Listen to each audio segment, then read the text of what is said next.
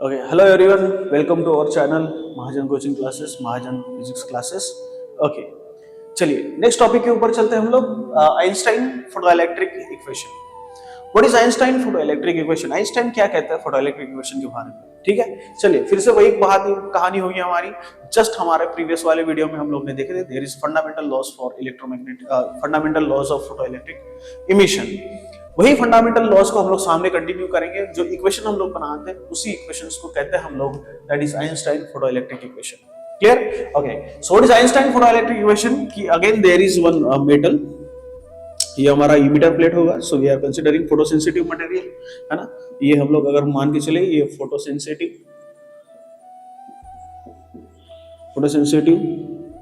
Material, ये photosensitive material हो सकता है हमारा, पोटेशियम भी हो सकता है, सीजियम भी हो सकता है, कोई भी हो सकता है हमारा photosensitive material. Clear? And again there is platinum भी हो सकता है, जिंक भी हो सकता है, बहुत सारे मटेरियल हम लोग इसमें ले सकते हैं। There is a photosensitive material is also called as emitter plate.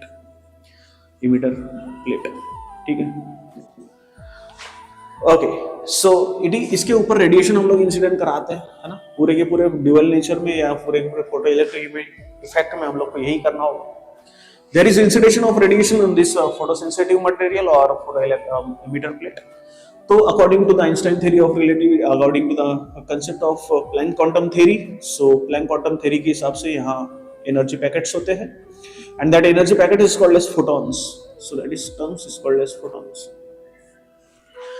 And the energy contained by this photon, that is E is equals to h into nu. So where nu is a frequency of incident radiation, या otherwise nu is a frequency of incident photons. Clear? तो E is equals to h into nu, so where nu is a frequency and h is a Planck's constant. Clear? अगर हम लोग Planck's constant की equation देखें, that is 6.62 into 10 to the power minus 34, and it's a joule divided by hertz. Clear? Or it's a joule into second. So this is the value of Planck's constant, and where nu is a frequency of incident radiations or photons. Incident radiation or frequency of photons. Clear? So see, what is Einstein photoelectric equation? So this is the equation, ये जो हमारी equation है, ये equation, so ये E is equals to, this is h into nu. Clear? So this is the energy containing the photons. Otherwise, this is the energy containing the radiations. And this amount of energy is incident on this photosensitive material, yeah, emitter plate. So when this energy is incident on this one, yeah, photosensitive material, so this energy is divided into two parts. ये दो हिस्सों में divide हो जाती है। Clear? बहुत अच्छे से ध्यान में रखेंगे। अगर इसको एग्जाम्पल के तौर पे अगर हम लोग समझे तो मान के चलते हैं कि अगर मैं E का वैल्यू, अगर E is equals to 100 joule, है ना, it means that if this value of 100 joule is equals to h into nu, अगर ये 100 जूल अगर मेरा h into nu होता है, तो this energy is divided into two parts. Clear? अब दो हिस्सों में ये डिवाइड हो जाएगी एनर्जी। और ये एनर्जी डिवाइड कैसे होगी कि पहले तो यहां से जो इलेक्ट्रॉन बाहर निकल रहे हैं, है ना, यहां से जो इलेक्ट्रॉन बाहर निकल रहे इस डायरेक्शन से, तो इलेक्ट्रॉन बाहर निकलेंगे। इसका मतलब ये है कि ये हमारे इमिटर प्लेट से जैसे ये इंसिडेंट हुआ तो इलेक्ट्रॉन्स वहां से टूट के, मतलब इलेक्ट्रॉन्स का बॉन्डिंग टूट करके वो बाहर निकलेंगे। क्लियर? तो जो एनर्जी उसको लगेगी बाहर निकलने के लिए, उसको कहते हैं हम लोग work function, and that is W naught. Clear? So where W naught is your work function, is work, photo electric work function, पूरा नाम अगर हम लोग इसका ले तो photo electric work function. So this is my photoelectric work function, है ना। So W naught is my photoelectric work function. So what is photoelectric work function? कि जैसे ही एनर्जी इंसिडेंट हो गई, तो इंसिडेंट होने के बाद में तो जितनी एनर्जी इंसिडेंट हुई उसमें से कुछ हिस्सा उस एनर्जी का इलेक्ट्रॉन को बाहर निकालने के लिए लगेगा, और दूसरा हिस्सा इलेक्ट्रॉन को ट्रैवल होने के लिए लगेगा। That means it possesses the velocity. Otherwise it contains the energy, and that energy is called as kinetic energy. So it means that, so this 100 joule is converted, 100 joule, part of this 100 joule is converted into photoelectric work function, and part of this energy is converted into kinetic energy. And this is the energy which is incident on the photon, and this is the energy which is incident on the photons. Clear. तो ये 100 joule में से अगर मान के चलते कि यहाँ से 40 जूल अगर इसको लगा, तो रिमेनिंग दैट इज 60 जूल ये काइनेटिक एनर्जी के लिए लगेगा, और यहाँ एनर्जी कंजर्व हो जाएगी। क्लियर, कि जितनी एनर्जी इंसिडेंट होगी उतनी एनर्जी उसको, उतनी एनर्जी एक फोटोइलेक्ट्रिक वर्क फंक्शन के लिए लगी, और बाद में कितनी एनर्जी काइनेटिक एनर्जी ले लिया, काइनेटिक एनर्जी ने उतनी बाकी रिमेनिंग एनर्जी ले लिया। Clear, so that is photoelectric work function. ठीक है, photoelectric work function. What is photoelectric work function? The amount of energy required by this electron to separate from this photosensitive material. Photosensitive material से लगने वाली energy photoelectric work function. ठीक है, and their kinetic energy. So it means that, so this is the concept of, okay, so that's how we are writing the equation. What is our equation? So Einstein photoelectric equation लिखेंगे हम लोग। तो Einstein photoelectric equation कैसे लिखी जाएगी? So this is E is equals to जो energy है, it is utilized in two ways. So first is a photoelectric work function, and then second is amount of kinetic energy required by the electron. Clear? So again, if I am taking this value, so E is equals to, what is E? E is equals to H into nu. So we are H into nu is equals to work function, and this is plus kinetic energy. This is 1/2 mv square. Clear? तो यहां से एक चीज हम लोग ये भी समझ के चलते हैं कि यहाँ kinetic energy में kinetic energy and velocity of electrons, है ना? Kinetic energy and velocity of electron is independent, है ना?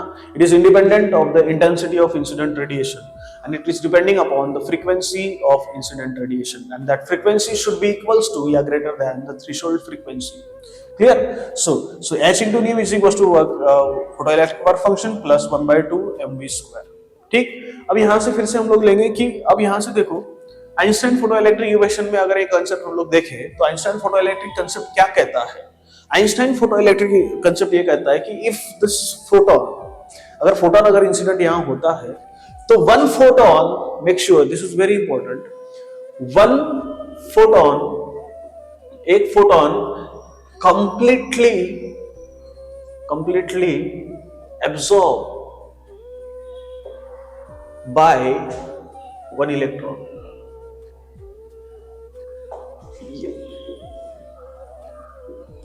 One photon is completely absorbed by one electron, according to Einstein photoelectric equation. And according to Einstein photoelectric concept, one photon completely absorbs one electron. एक photon completely absorbs one electron. Clear? Now see, if this E is the energy of incident radiation on this photosensitive material, and electron acquire all the energy which is incident on this emitter plate या photosensitive material, जितनी energy incident हुई और electron ने उतनी पूरी की पूरी energy अगर उसने एब्सॉर्ब कर ली। क्लियर? अब पूरी की पूरी एनर्जी कितनी एब्सॉर्ब करेगा?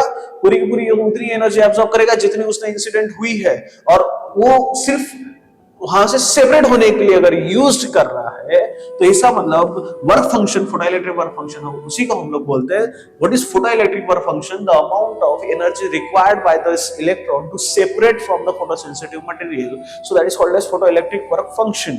And if it is absorb all the energy of this incident photon by that is electron, clear?